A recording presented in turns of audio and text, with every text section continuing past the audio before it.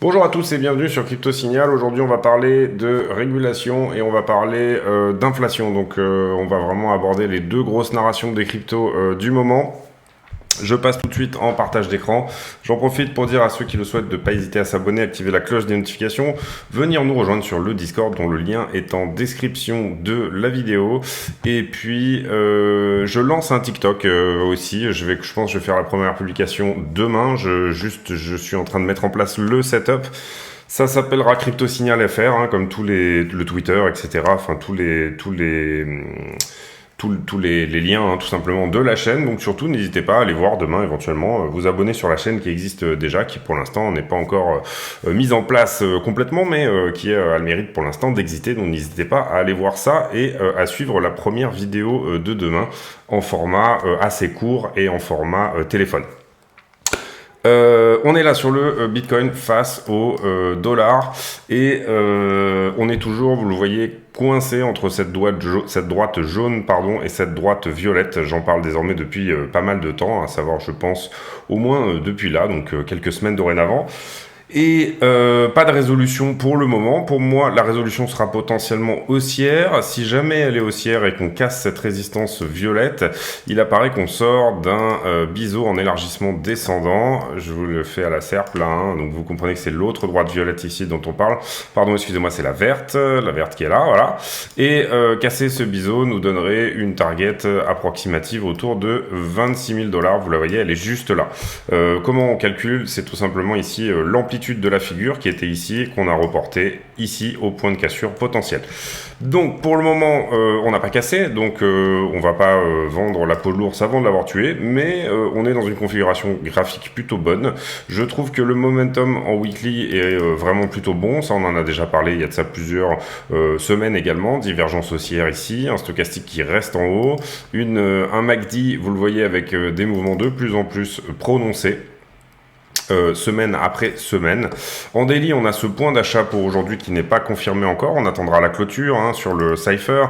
Le market Cypher, vous comprenez qu'une pastille qui apparaît n'est pas forcément ici nécessairement validée. On attend la clôture à 2h du matin pour voir si elle va se valider. Pour ceux qui attendent des confirmations plus rapides, vous pouvez taper 24 heures et essayer de voir si aujourd'hui, depuis hier à 19h, là il est 19h, si aujourd'hui on a déjà validé cette pastille. Pour l'instant, vous le voyez, ça n'est pas le cas sur 24 heures. On repasse ici en daily, on va regarder le momentum en 12 heures. En 12 heures, on avait ce point d'achat confirmé également il y a de ça 36 heures. Depuis, on est sur une vague, on va dire, de latéralisation. Et par contre, en 6 heures, vous le voyez, un tout petit point de vente. Suite à ce petit mouvement d'achat ici, on a un point de vente qui apparaît, qui n'est pas encore validé non plus. Cette bougie est celle de 14 heures, donc à 20 heures, dans une heure, on aura potentiellement validé ce point de vente.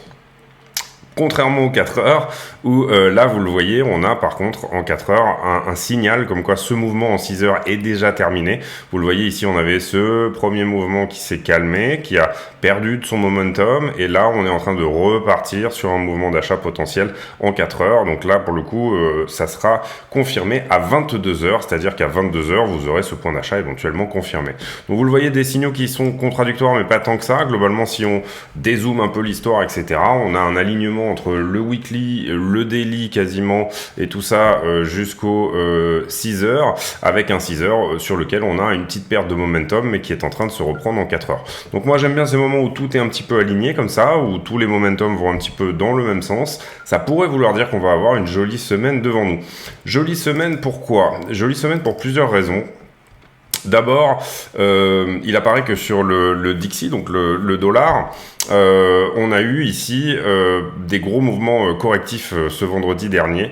Et pourquoi ça? Tout simplement parce que, des gros mouvements, oui, on est passé de 114 globalement à 110. Et pourquoi ça?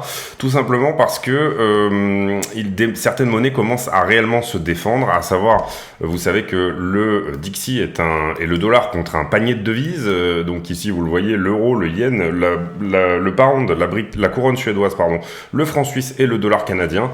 Et en l'occurrence, le yen ici a commencé à défendre sa monnaie, c'est-à-dire qu'ils simplement ils ont vendu des dollars sur le marché pour racheter du yen, et le pound également a commencé à défendre un petit peu sa monnaie dans le même sens. Pour l'euro, je pense que ça ne saurait tarder. Je crois qu'il y a déjà eu des petits mouvements dans ce sens. Sur le yen, ça s'est fait à hauteur de 20 milliards à peu près. Sur le pound, ça s'est fait, je me rappelle plus des chiffres, mais ça s'est fait également dans le même type d'initiative, à savoir protéger la monnaie. Donc, comme vous le voyez ici, alors j'ai pas le couple USD-yen là, je crois, non, parce que c'est pas quelque chose que je suis forcément beaucoup, mais on pourrait aller voir éventuellement. Hein, donc, on va regarder ça ensemble. Hop, pardon.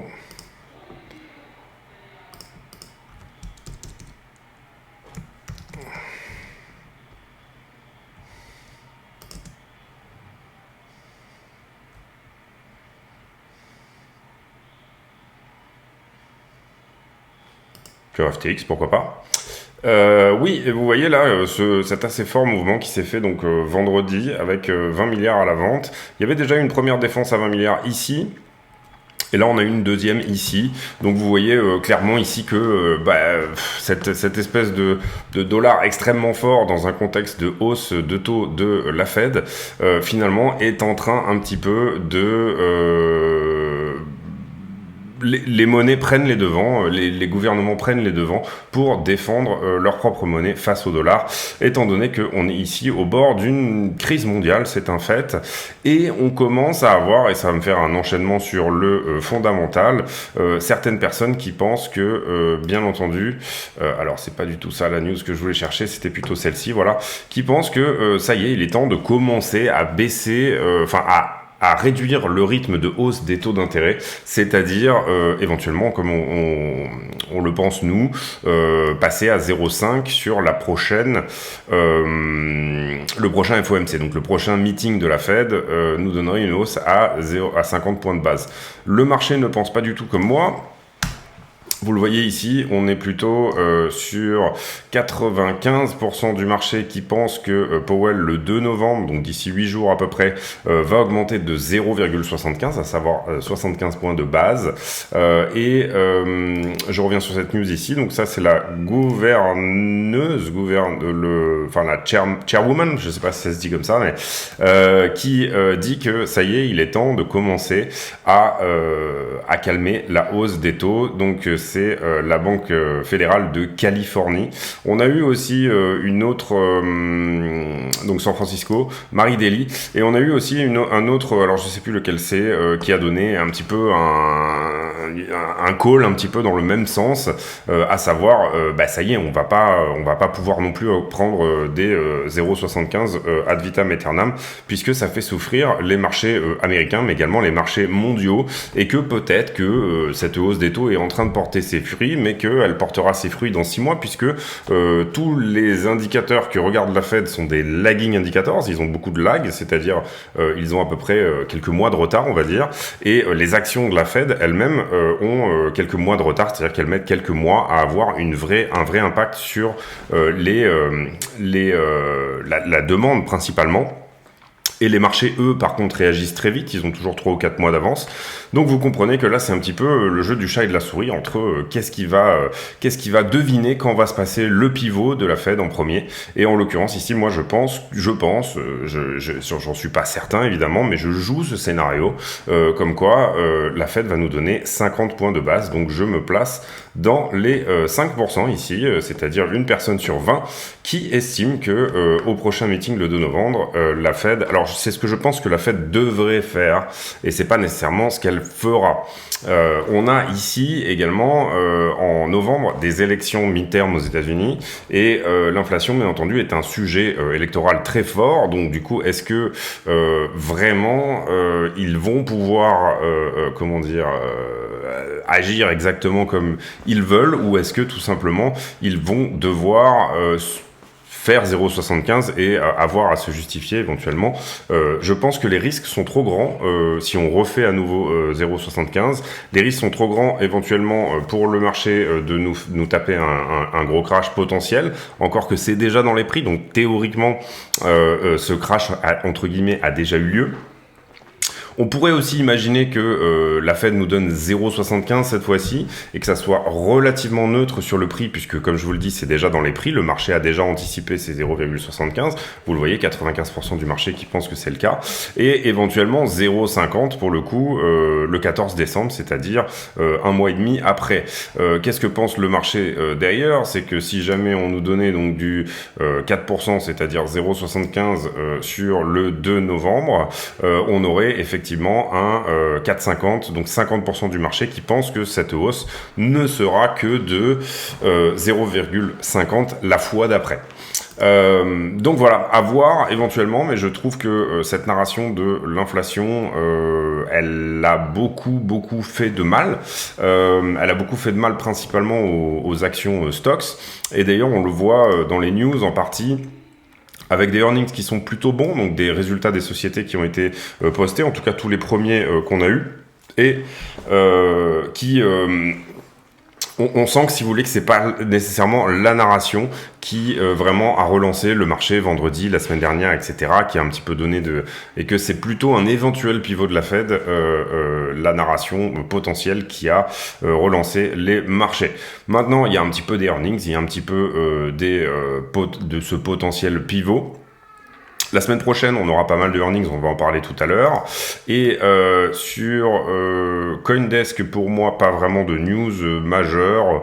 Voilà, Gavin Wood qui arrête d'être le CEO de Polkadot pour tout simplement se fonder sur plutôt le développement. Est-ce que la censure va donner un fork sur Ethereum? Alors ça, c'est une question qui se pose un petit peu au sens où vous vous rappelez de Tornado Cash, et ça pose des questions ici puisqu'une partie des adresses Tornado Cash du coup sont blacklistées, c'est ce qu'on appelle maintenant la censorship, et donc du coup certains veulent continuer à avoir des validateurs qui permettent aux adresses de Tornado Cash tout simplement de faire des transactions, et d'autres veulent être sur les nouvelles mises à jour qui sont plutôt anti-Tornado Cash. Et en l'occurrence ici, Tornado Cash c'était un mixeur qui permettait d'être anonyme sur vos transactions sur Ethereum, truc hyper pratique mais malheureusement utilisé à mauvais escient parfois, et donc du coup on a mis un petit peu tout le monde dans le même panier, on a régulé et on a ici, vous le voyez, complètement banni toutes les adresses qui avaient une fois utilisé Tornado Cash. Et en l'occurrence ici, donc vous avez deux types de validateurs, c'est un petit peu compliqué, mais en gros, il y a un petit peu un débat sur Ethereum. L'OFAC, donc le Office of Foreign Assets Control, qui lui a blacklisté tout simplement toutes les adresses Tornado Cash, et puis vous avez une partie des validateurs qui tournent sur cette version qui est OFAC compliant, on va dire, qui est OK avec l'OFAC, et on a une autre version des validateurs qui est toujours autorisée, qui pour l'instant peut toujours tourner, qui elle tourne sur quelque chose qui n'est pas OFAC compliant, c'est-à-dire qui accepte les adresses Tornado Cash.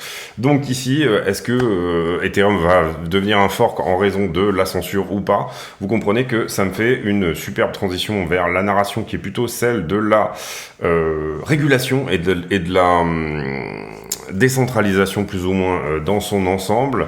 Je vais vous trouver la news. Voilà, elle est là. C'est SBF, donc Sam Bankman-Fried, qui est Sam Bankman-Fried, c'est le PDG de FTX. Et en ce moment, il pousse beaucoup pour une régulation crypto. On peut estimer que c'est une bonne chose et on peut estimer que c'est une mauvaise chose. Quand on rentre un petit peu dans les détails de ce qu'il propose, c'est vraiment des modifications qui sont favorables aux échanges centralisés comme le sien. Pourquoi? Parce que en fait, il part plutôt sur... Alors, en régulation, en ce moment, il y a plus ou moins deux écoles. Vous allez avoir l'école de New York, on va dire, et l'école de San Francisco pour faire hyper simple, pour vraiment, c'est un petit peu comme le hip-hop. Vous avez le West Coast et le East Coast. Et en gros, pour faire vraiment simple, l'école de New York serait plutôt en train de dire on va réguler et on va monter un Wall Street 2.0 avec ce qu'ils appellent des bit licenses, c'est-à-dire des licences Bitcoin. Donc chaque entreprise qui voudra mettre des cryptos sur le marché ou tout simplement opérer sur le marché des crypto-monnaies devra avoir cette bit license.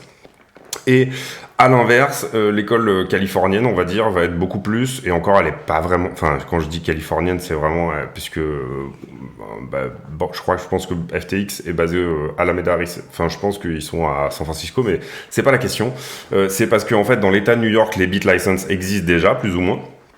Et dans l'état de Californie, on est beaucoup plus en train de laisser les choses se faire et laisser les choses se faire. Comment la proposition, elle est plutôt de faire passer une sorte de test aux investisseurs, c'est-à-dire une sorte de test en ligne pour qu'ils comprennent bien qu'est-ce que c'est qu'un levier, etc. Un petit peu comme vous passez à la banque, on va dire quand vous ouvrez une assurance vie ou ce genre de choses, on vous fait un questionnaire un petit peu du créditeur. Quel est le questionnaire? Est-ce que vous comprenez que vous pouvez perdre une partie de votre argent? Est-ce que vous comprenez toutes ces choses-là, etc.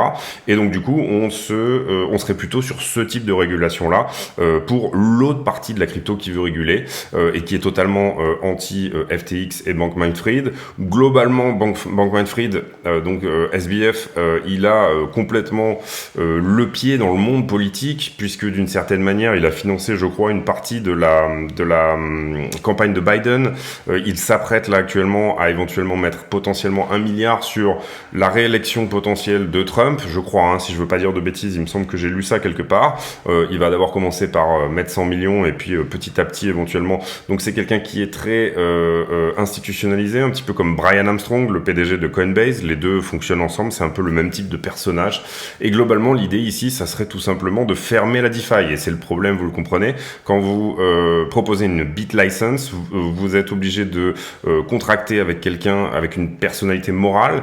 Donc du coup, ça va pas du tout dans le sens de la finance décentralisée et tout simplement du concept de la finance décentralisée qui, elle, est plus ou moins anonyme, entre guillemets, c'est-à-dire que c'est quelque chose qui se fait tout seul. Le Web3 également, pas d'intermédiaire, c'est quelque chose qui appartient à ses utilisateurs et tout ça n'est pas du tout, bien évidemment, dans le sens, tout ce concept de bit license ne va pas du tout dans ce sens-là.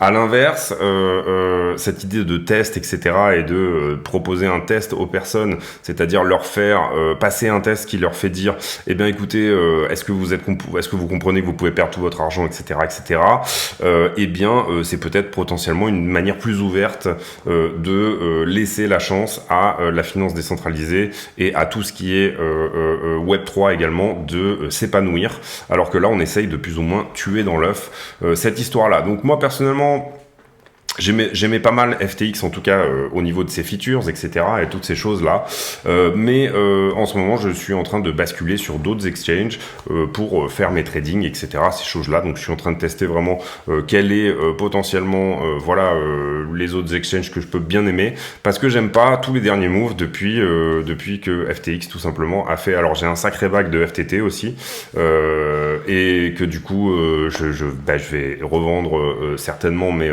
je vais attendre qu'ils soient bien plus en profit que ceux qu'ils sont aujourd'hui. Mais l'idée ici pour moi, c'est que je cautionne pas du tout cette espèce de façon d'essayer d'avoir la main mise. Bankman-Fried s'est présenté à un moment donné comme un sauveur de la crypto en injectant des milliards ici ou là, et en fait c'était juste des jeux de fusion-acquisition, ce qu'il voulait faire en faisant l'acquisition. Il a proposé à un moment donné il a regardé pour acheter Celsius, il a regardé pour acheter Voyager Digital, il a regardé pour acheter un petit peu tous ceux qui étaient en liquidation, et en fait finalement il essayait juste tout simplement de potentiellement récupérer le portefeuille utilisateur. Quand vous êtes un gros exchange, le meilleur moyen de grossir, c'est de racheter les portefeuilles utilisateurs, les portefeuilles clients des autres. Donc en l'occurrence ici, pour moi, c'est un non sur cette idée de bit license, et c'est plutôt un oui sur cette idée potentielle, en tout cas, de régulation. Sur les stablecoins, je suis tout à fait d'accord avec plus ou moins ce qu'il est en train de se profiler aux US, c'est-à-dire, tout simplement d'avoir, un petit peu comme c'est le cas en Europe aussi, d'avoir plus ou moins des stablecoins qui sont vérifiés, audités en permanence, avec des labels et des notes, et qu'on soit au courant effectivement que si on nous dit que c'est $1, $1, et bien qu'il y ait effectivement $1 derrière, ou en tout cas, à minima, des bons du trésor, des choses comme ça, des investissements qui ne sont pas du tout risqués. Voilà, c'était fait pour tout ce point un petit peu régulation, et qu'est-ce qu'il est en train de se passer en ce moment. Et globalement, vous avez, on va dire, le total inverse, hein, un petit peu de Bankman-Fried, qui est pas forcément non plus quelqu'un que j'apprécie plus que ça, mais BitBoy Crypto, qui est un très gros YouTuber américain, et qui fait, lui, de son côté, sa proposition d'amendement qui irait plutôt dans le sens, effectivement, de tester tout simplement les utilisateurs et essayer de leur faire, de savoir s'ils ont bien compris ce qu'ils sont en train de faire. On continue ici sur bitcoin.com. J'ai pas vu quelque chose d'extrêmement intéressant aujourd'hui. On regarde ici donc le calendrier éco. On sait que jeudi et vendredi, on a des choses plus intéressantes avec la première estimation du PIB américain sur le quarter 3, c'est-à-dire le troisième trimestre. Et puis, on aura des choses sur le PCE, donc des indices également autour de l'inflation qui vont sortir vendredi. Donc jeudi, vendredi, grosse journée un petit peu en termes de news. Et sinon, c'est plutôt calme en début de semaine, si ce n'est qu'on a en ce moment les earnings. Et en gros, qu'est-ce que les earnings? Vous savez que les grosses sociétés publient leurs résultats tous les trimestres également. Donc en fin de trimestre, en général, on a du mouvement. On a du mouvement parce que ces entreprises publient leurs résultats. On a eu ceux de Tesla il y a pas très longtemps. D'ailleurs, j'en ai pas parlé en vidéo, je crois, mais globalement, en fait, qu'est-ce qui a été dit par Elon Musk? Il a été dit que pour lui, il a d'ailleurs un petit peu parlé de Bitcoin. D'ailleurs, ils n'ont pas vendu plus de Bitcoin que ce qu'il avait. Je crois qu'il leur reste encore 218 millions de dollars de Bitcoin ou quelque chose comme ça. Donc, ils en ont quand même vendu une bonne partie. Mais ils cherchent éventuellement un prochain point pour éventuellement rentrer sur Bitcoin. Et qu'est-ce qu'il a été dit également d'autre? Globalement, les earnings de Tesla étaient mi-figue, mi-raisin, c'est-à-dire qu'on était dans les chiffres plus ou moins, avec des très bons chiffres de croissance. Hein. Vous savez que je crois qu'en ce moment, Tesla produit, je crois que c'est quelque chose comme 2 millions de véhicules annuels, il me semble. Hein. Quelque chose comme ça, et ils sont tous déjà prévendus, hein, donc les méga factories qui vendent déjà, qui fonctionnent déjà à plein régime. Donc pour moi, voilà, entreprise solide, qui était surévaluée probablement avant, mais en tout cas qui maintenant commence à présenter des jolis points d'achat, puisque si jamais elle réussit son pari, eh bien on a évidemment tout un parc automobile à remplacer. Enfin, c'est plus ou moins vers ça que va tout simplement la régulation. La régulation prochaine. Les earnings, donc j'en profite là ici. Donc qu'est-ce qu'on aura le 24? Vous aurez Microsoft, Google, Coca-Cola, McDonald's. Vous voyez qu'on a pas mal de grosses entreprises qui vont nous dire quel est leur état de santé financière. Et donc du coup ça va être hyper intéressant de voir un petit peu comment le marché réagit. Est-ce que ces earnings ont été bons ou pas sur le trimestre? Ça va être des bonnes questions. On va maintenant passer sur le sentiment. Qu'est-ce qu'on a liquidé sur les cryptos sur les dernières 24 heures? 22 millions, à savoir vraiment pas grand-chose, et dont les plus grosses liquidations, et ça c'est suffisamment important pour le montrer, se passent sur Aptos, et on a 2,5 millions sur Ether et 1,6 sur Bitcoin. Aptos me fait beaucoup penser à ICP et je crois que Bankman-Fried est d'ailleurs un petit peu derrière toute cette histoire. Je vais faire une vidéo sur Aptos vraiment spécifique, je pense que je la sortirai demain, sur le projet qui est plutôt pas mal en termes de fonda, mais qui ressemble pour moi beaucoup à ICP, c'est-à-dire un petit peu un attrape couillon au départ, et puis voilà. Mais on va voir si ce que je pense se passe, et je vous ferai la vidéo pour bien vous expliquer quel est mon ressenti là-dessus. Ensuite, le carnet d'ordre. Là, on est sur Coinbase. Vous voyez qu'on est toujours fil d'ordre hein, jusqu'aux 13 000 $. Il y a énormément d'ordres qui attendent. Donc là, si on veut y aller, il va vraiment falloir pousser fort vers le bas. Et sur Binance, le carnet d'ordre qui est déjà beaucoup moins rempli à l'achat, hein, vous le comprenez. Et puis, Coinbase étant plutôt d'ailleurs une plateforme d'investisseurs et Binance étant plutôt une plateforme de trade, encore que. Et en l'occurrence ici, qu'est-ce qu'on a autour du prix? En tout cas, qu'est-ce qui pourrait nous dire que il pourrait se passer des choses? Je zoome un petit peu.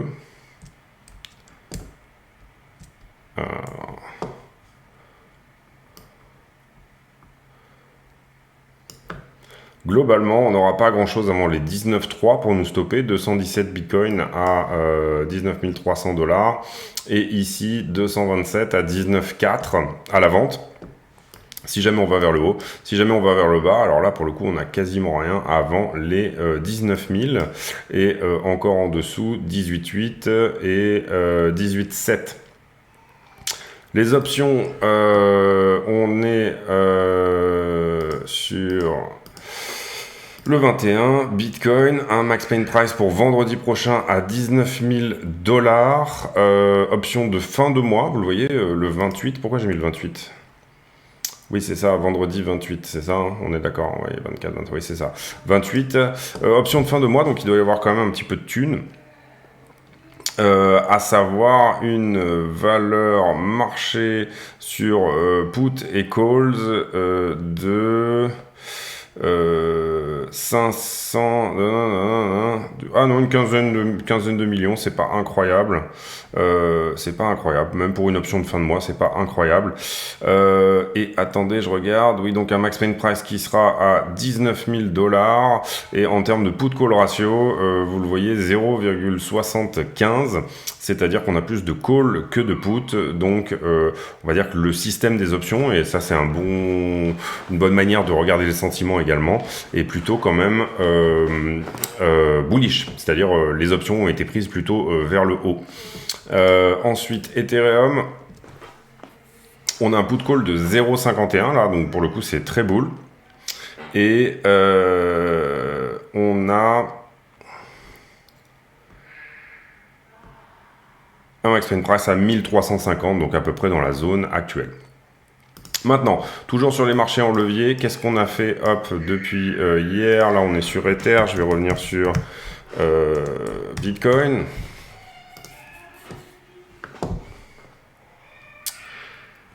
Et je vais me reloguer. Hop.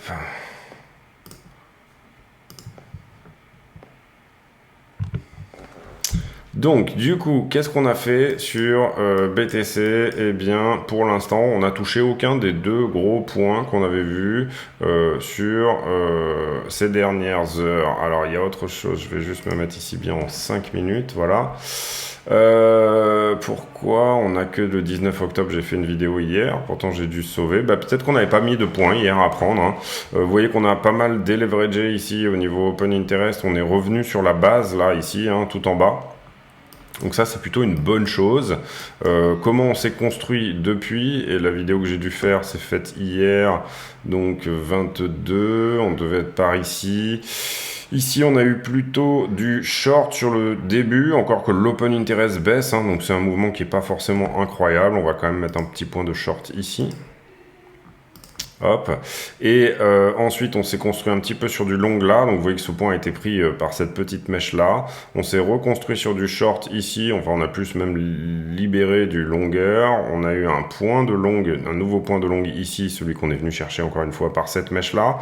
Et puis depuis on s'est construit sur du long, donc on aura un point à prendre juste ici pour des longueurs. On va sauver ça, on va passer sur Ether. Hop.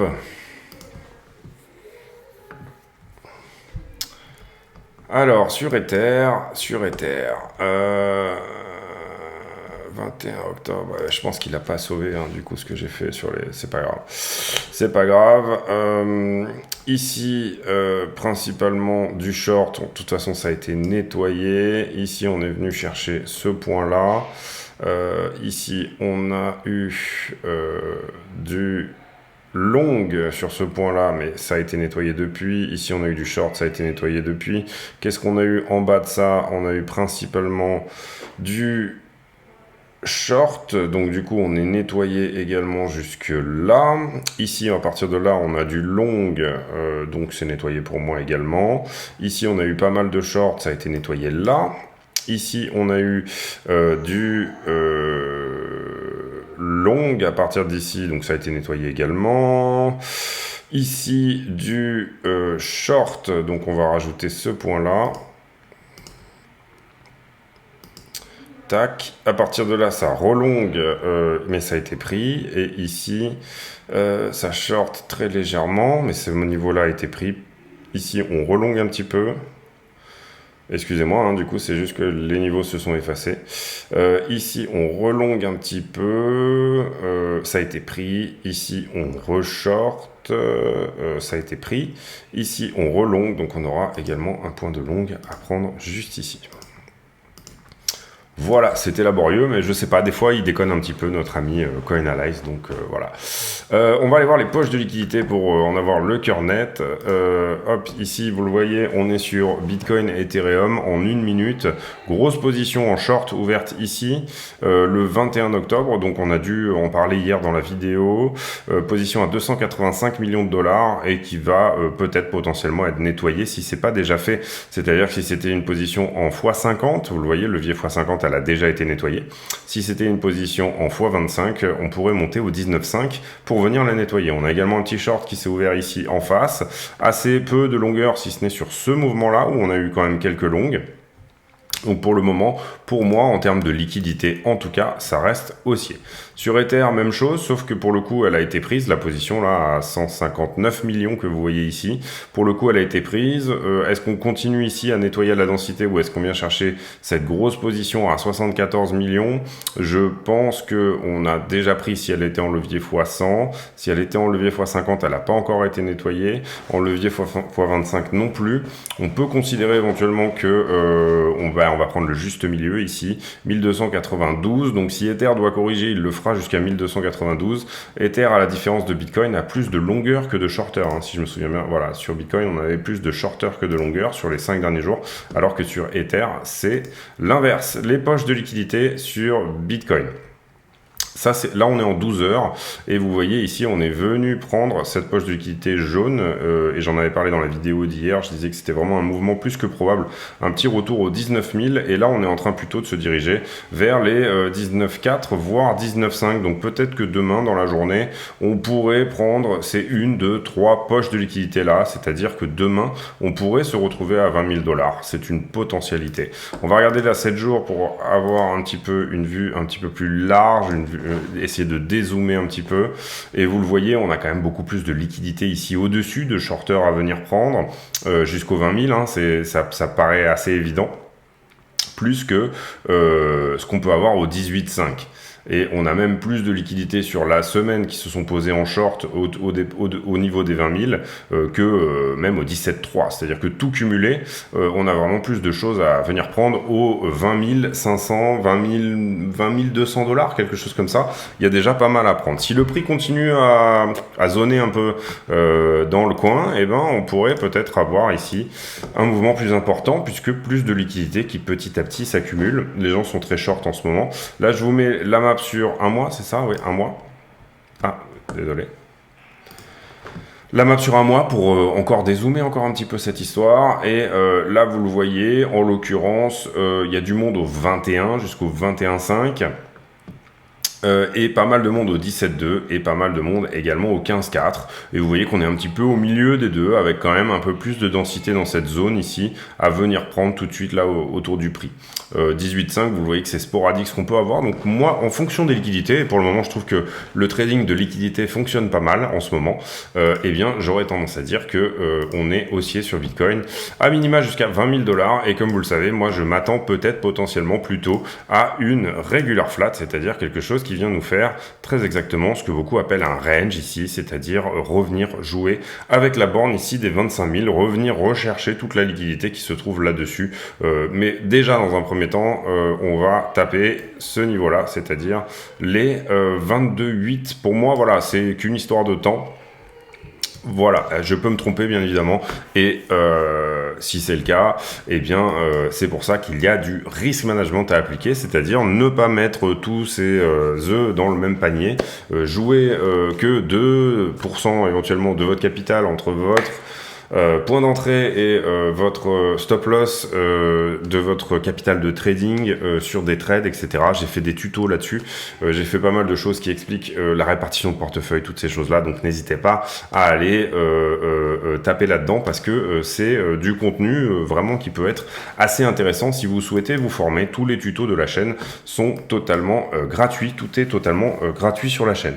Voilà, c'est tout pour moi aujourd'hui. Vidéo un petit peu longue, j'en conviens, mais on a abordé, je pense, pas mal de points. On a fait le point quotidien habituel. Demain, je pense que on fera pas mal de choses autour de la stablecoin dominance, voilà, ce genre d'études, etc. Enfin, à mon avis, on va plutôt aller dans ces niveaux-là, et je pense qu'on va creuser un petit peu plus sur Ethereum. Voilà, tout ce qui peut se passer. Vous voyez ici que Bitcoin on est vraiment au tout bout du bout là de cette espèce de triangle entre ces deux droites, donc nécessairement une résolution assez proche. Pour moi, si on perd la jaune, si on la perd vraiment, vous voyez qu'on l'a déjà perdue par le passé, hein. Là, je parle de la perdre assez encore plus violemment, à savoir vraiment avec un petit peu comme on avait failli faire ici, avec de la clôture dessous et pas juste de la mèche. Si on perd la jaune, pour moi, c'est direction les 16-8. Si jamais on pète la violette, ce qui me semble être plus probable pour le moment, c'est direction les 25-26. Je vous laisse là-dessus. Comprenez bien également que ce qu'on analyse, ce sont des flux, et les flux sont tout le temps en mouvement. Donc du coup, les choses changent tous les jours. Donc bien évidemment, vous pouvez pas tenir pour acquis quelque chose que je dis aujourd'hui en se disant ça sera sûr dans 3 semaines.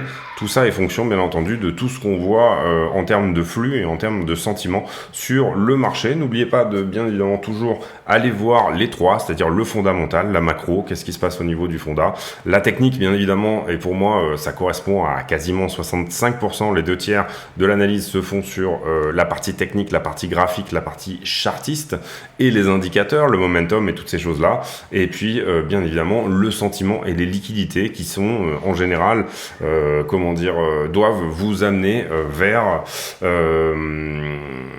une conviction encore plus importante que votre trade pourrait potentiellement aller dans le bon sens. Encore une fois, allez voir les tutos, etc. N'hésitez pas également à aller voir tous les liens de la chaîne avec les partenariats Bybit, BitGet, tous les exchanges sur lesquels nous avons des bonus pour vous. À venir nous rejoindre sur le Discord, dont le lien est en description de la vidéo, vous abonner si ce n'est pas déjà fait, etc., etc. Vous connaissez la musique. Je vous laisse là-dessus. Je trouve ça plutôt intéressant qu'on soit pile sur ce point de contrôle là, hein, et ça fait un moment qu'on le tient. Donc je trouve que la résolution ici, on va nous la donner, et pour moi elle est sous quelques jours, et elle va être violente, que ça soit dans un sens ou dans l'autre. J'ai pour habitude de poser en fin de vidéo une question à la con, c'est-à-dire une question qui n'a rien à voir avec le prix du Bitcoin. En l'occurrence, aujourd'hui, la question à la con sera... Est-ce que vous êtes du genre à faire plutôt le ménage tout le temps chez vous, ou alors est-ce que vous êtes plutôt du genre à faire des grands nettoyages de printemps, comme c'est mon cas actuellement, hein. Moi je suis en ce moment dans cette espèce de vidage un petit peu de maison, ce qu'on appelle un nettoyage de printemps, et du coup ça prend pas mal de temps, mais ça fait du bien un petit peu de faire de la place. Donc voilà, est-ce que vous êtes plutôt tout le temps en train d'avoir un truc plutôt minimaliste, plutôt clean, etc., et à souvent aller par exemple à la déchetterie et envoyer tout ça à la poubelle, ou alors est-ce que vous êtes comme moi, vous stockez dans des coins, et puis à un moment donné ça vous énerve, et du coup vous faites un grand nettoyage de printemps. Voilà, c'est tout pour moi. Je vous souhaite à tous une très bonne journée. On se retrouve demain pour une nouvelle vidéo sur le Bitcoin. À très bientôt et merci.